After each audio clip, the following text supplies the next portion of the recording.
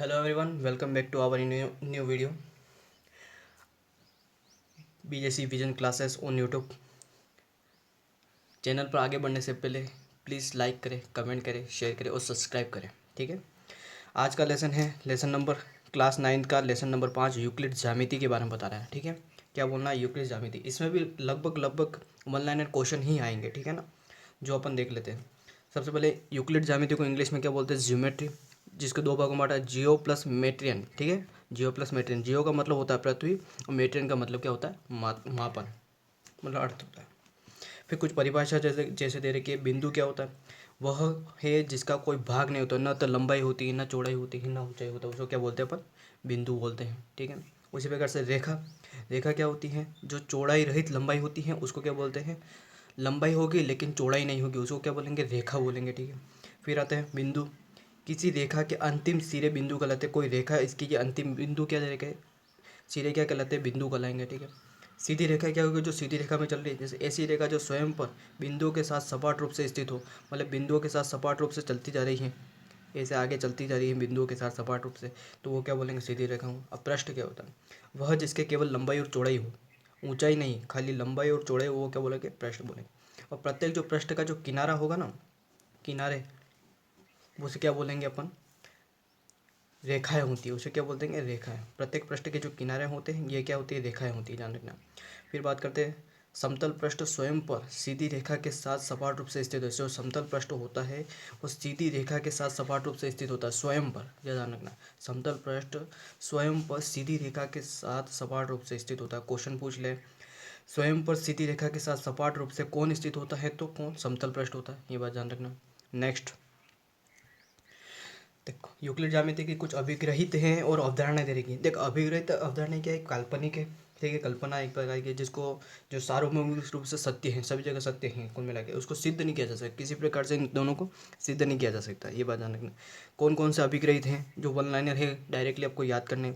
पहला क्या दे रखा है? वे वस्तुएं जो किसी अन्य वस्तु के बराबर होती है वो आपस में भी बराबर, दो वस्तु आपस में बराबर होती है, तीसरी वस्तु के भी बराबर होगी। यदि भिन्न भिन्न प्रकृति के समान वस्तुओं को अलग अलग जोड़ा जाए तो उनके योग भी बराबर होंगे। भिन्न भिन्न प्रकृति की अगर कोई वस्तु हो जाए, आपस में जोड़ लेंगे तो उनका योग भी बराबर आएगा, ये बात ध्यान रखना है। यदि बराबर वस्तुओं में से एक दूसरे को घटा दिया तो शेषफल भी बराबर होगा, ध्यान रखना। बराबर वस्तु है, उनको आपस में घटा दिया गया तो शेषफल भी उनके बराबर में ही आएगा। वे वस्तुएं जो संपाती होती हैं एक दूसरे के बराबर होती है। जो संपाती है वो आपस में एक दूसरे के बराबर भी होगी।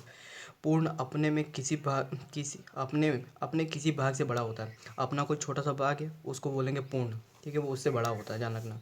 बराबर वस्तुओं के दुगुने भी परस्पर बराबर होते हैं। बराबर जो वस्तु होगी उसके दुगुने भी परस्पर बराबर होंगे। ठीक है। किसी वस्तु के आधे भाग परस्पर बराबर होते हैं, किसी वस्तु का आधा भाग, वो परस्पर दोनों बराबर होंगे, ये बात ध्यान रखना।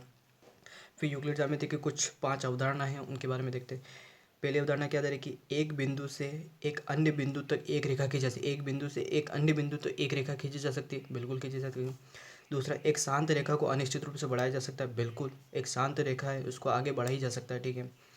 किसी बिंदु को केंद्र मानकर समान त्रिज्या से केवल एक वृत्त खींचा जा सकता है।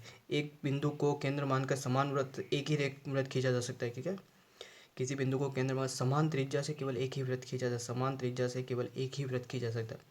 ठीक है। सभी समकोण एक दूसरे के बराबर होते हैं। जहाँ पर भी समकोण आएगा वो एक दूसरे के बराबर होंगे। पांचवा सबसे मेन इंपॉर्टेंट है, यदि एक सीधी रेखा दो सीधी रेखाओं पर गिरकर अपने ही ओर दो अंतःकोण इस प्रकार बनाए कि इन दोनों कोणों का योग मिलकर दो समकोणों से कम हो। जैसे दो रेखाएं वो क्रॉस कर रही है, ठीक है, इन दोनों के ये क्या बन रहे हैं? अंतःकोण बन रहे हैं। इन दोनों अंतःकोणों का योग है जो इनकी ओर बनने दो समकोण के कम होता है। जो दो समकोण बन रहे हैं ना, उनसे दो कम होगा, इन दोनों समकोणों से कम होगा, ध्यान रखना।